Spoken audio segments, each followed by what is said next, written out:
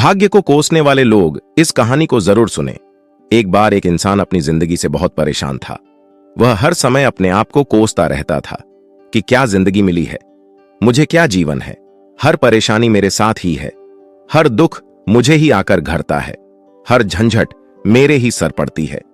एक दिन इसी तरह अपने आप को बैठा हुआ कोस रहा था कि क्या नसीब है, मेरा क्या किस्मत है, मेरी क्या जिंदगी है मेरी, कि तभी अचानक एक बाज अपने शिकार को पंजों में दबाए हुए एक पेड़ पर आकर बैठ जाता है और वहीं पर अपने उस शिकार को खाने लग जाता है।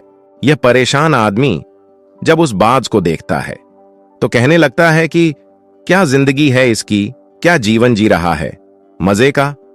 ना इसे खाने की चिंता, ना पीने की, ना पहनने की, और ना ही परिवार की शिकार करता है, और मस्त खुली हवाओं में कभी इधर घूमता है कभी उधर घूमता है, सारे दिन आसमान में उड़ता रहता है। असल जिंदगी तो यही है, जीवन तो यह जी रहा है। और फिर वह आसमान की तरफ देखकर जोर जोर से चिल्लाता है कि काश मैं भी एक बाज होता तो मुझे भी कोई दुख ना होता, मुझे भी कोई परेशानी ना होती, काश मैं भी एक बाज होता। जब वह 2 से 3 बार जोर जोर से चिल्लाता है कि काश मैं भी एक बाज होता तो मुझे भी कोई दुख ना होता, मुझे भी कोई परेशानी ना होती, तो अचानक आसमान में बिजली कड़कने लग जाती है और आसमान से आवाज आती है कि हे इंसान, क्या यह हमने सच सुना कि तू हमारी दी हुई जिंदगी से परेशान है और तू एक बाज बनना चाहता है। तो इस आकाशवाणी को सुनकर यह इंसान हैरान रह जाता है और आसमान की तरफ देखकर कहता है कि हां, मैं सच में अपनी इस जिंदगी से बहुत परेशान हूं, क्योंकि हर परेशानी मेरे साथ ही है, हर दुख मुझे ही है, हर तकलीफ मेरे ही साथ है। तो आसमान से फिर आवाज आती है कि हे इंसान, एक बार फिर सोच ले, हमने तुझे बड़ी प्यारी जिंदगी दी है, लेकिन अगर फिर भी तू चाहता है कि हम तुझे बाज बना दें तो हम तुझे बाज बना देंगे, लेकिन अगर एक बार हमने तुझे बाज बना दिया तो फिर हम तुझे बाज से इंसान दोबारा नहीं बनाएंगे। तो यह आदमी तुरंत जवाब देता है कि मैंने अच्छी तरह से सोच लिया है कि मुझे बाज ही बनना है, और एक बार बाज बनने के बाद मैं दोबारा कभी नहीं कहूंगा कि मुझे इंसान बनना है। तभी ऊपर से आवाज आती है कि जैसे तुम्हारी इच्छा, और वह इंसान बाज बन जाता है। बाज बनते ही वह इंसान खुली हवाओं में उड़ने लगता है, कभी उड़ता हुआ इधर चला जाता है, कभी उड़ता हुआ उधर चला जाता है, और सोचता है क्या मजे की जिंदगी है। असल जिंदगी तो यही है ना, कोई चिंता, न कोई परेशानी, न कोई डर। वह सारा दिन ऊंचे आसमान में उड़ता रहता है, 2-3 मिनट पंख मारता है, उसके बाद पंख मारना बंद कर देता है और लंबे समय तक हवाओं में तैरता रहता है। इसी तरह हवाओं में तैरते हुए शाम का समय नजदीक आ जाता है तो वह सोचता है कि मेरे पास रहने का एक ठिकाना भी होना चाहिए, मेरा अपना एक घर होना चाहिए जहां मैं रात में आराम कर सकूं। तो यह सोचकर वह छोटी छोटी लकड़ियां इकट्ठा करने लग जाता है और एक ऊंचे पेड़ पर अपना घोंसला बनाने लग जाता है। एक एक लकड़ियां इकट्ठा करके वह अपने लिए एक सुंदर सा घोंसला तैयार कर लेता है और रात में उसी में सो जाता है और सोचता है सुबह उठकर शिकार भी करूंगा, और सुबह उठकर फिर से मौज मस्ती भी करेंगे, खुली हवाओं में उड़ेंगे। सुबह होते ही वह शिकार की तलाश में निकल पड़ता है, हवाओं में उड़ता रहता है, ऊपर से जाकर देखता है कि कहीं जमीन में मुझे कोई शिकार नजर आए तो मैं तुरंत जाकर उसे दबोच लूं और वहीं पर खा लूं, लेकिन उसे कोई शिकार नजर नहीं आता। काफी समय बीत जाता है, वह लगातार ऊंचाई से शिकार को ढूंढता रहता है, लेकिन उसे कोई शिकार नहीं मिलता। फिर पास एक जंगल होता है, यह उस जंगल में चला जाता है, यह सोचकर कि शायद वहां कोई अच्छा सा शिकार मेरे हाथ आ जाए। यह जंगल के ऊपर उड़कर शिकार को ढूंढता रहता है, जंगल के अंदर जाकर भी शिकार को ढूंढता है, लेकिन इसे वहां भी कोई शिकार नहीं मिलता। शाम का समय नजदीक आ जाता है तो मायूस होकर वापस अपने घोंसले की तरफ लौट रहा होता है कि रास्ते पर थक कर एक पेड़ के ऊपर बैठ जाता है। जब यह उस पेड़ के ऊपर बैठा होता है तो उसकी नजर एक बीमार चिड़िया पर पड़ती है जो कि एल अवस्था में होती है।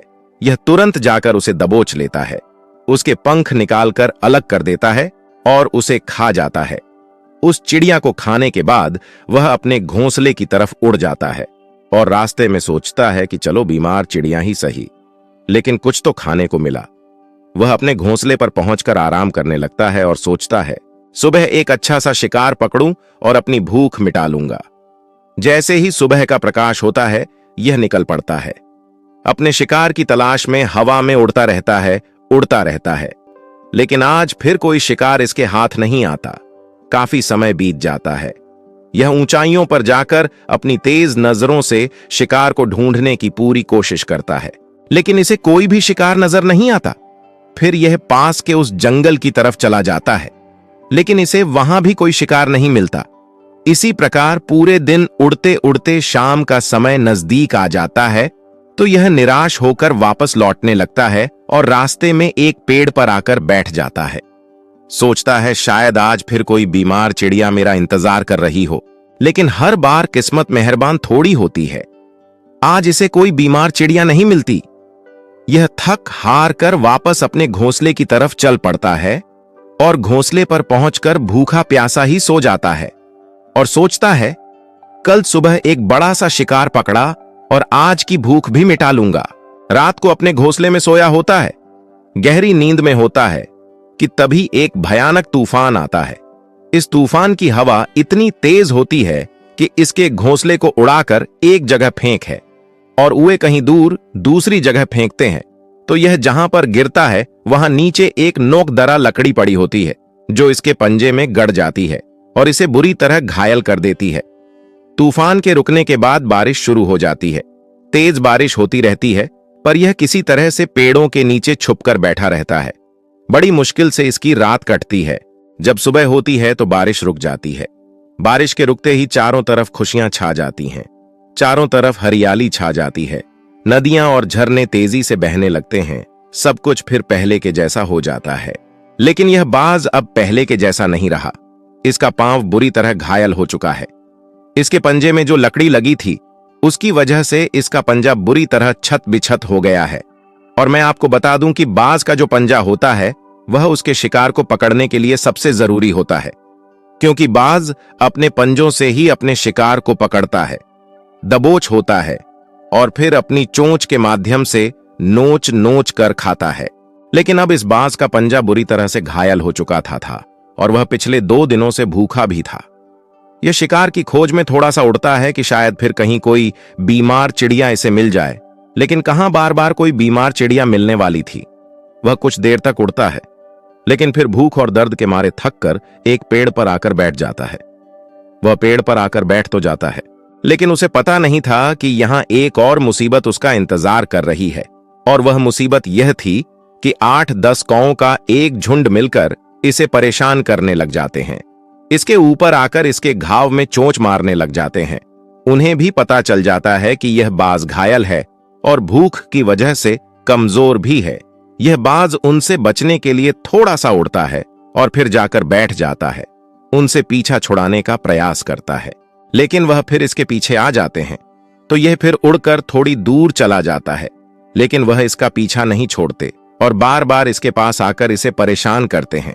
कौवे अक्सर बाज के साथ ऐसा करते हैं, लेकिन फिर बाज भी उनके साथ एक खेल खेलता है। जब कौओं का झुंड बाज को परेशान करता है और उनका पीछा नहीं छोड़ता, तो बाज हवा में सीधी उड़ान भरने लग जाता है। वह तेजी से सीधा ऊपर की ओर उड़ने लग जाता है।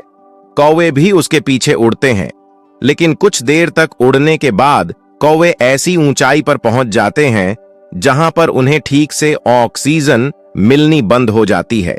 उनका दम घुटने लग जाता है, उनकी सांस रुकने लग जाती है, तो फिर वह वहां से ऊपर नहीं जा पाते। पर क्योंकि बाज तो बादलों से भी ऊपर उड़ सकता है, इसीलिए वह तो ऊपर चला जाता है। लेकिन कौवे वहां से ऊपर नहीं जा पाते और वो नीचे आने लगते हैं। तो इस तरीके से बाज उनसे अपना पीछा छुड़ा लेता है।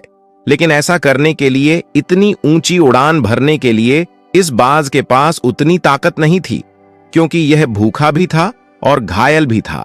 तो यह उड़ता और थोड़ी सी दूर जाकर बैठ जाता और कौवे फिर आकर इसे परेशान करने लग जाते। इसी तरह भूख और घायल हालत में एक दिन गुजर जाता है, दूसरा दिन गुजर जाता है, तीसरा दिन गुजर जाता है, लेकिन इस बाज की हालत में कोई सुधार नहीं हो रहा था। वह बद से बदतर होती जा रही थी। चौथे दिन जब यह बिल्कुल खत्म होने पर आ जाता है, इसके अंदर बिल्कुल ताकत नहीं बचती और इसका शरीर इसका साथ छोड़ने लगता है, तो यह किसी तरीके से उड़कर पास ही इंसानों की एक हॉस्पिटल होती है।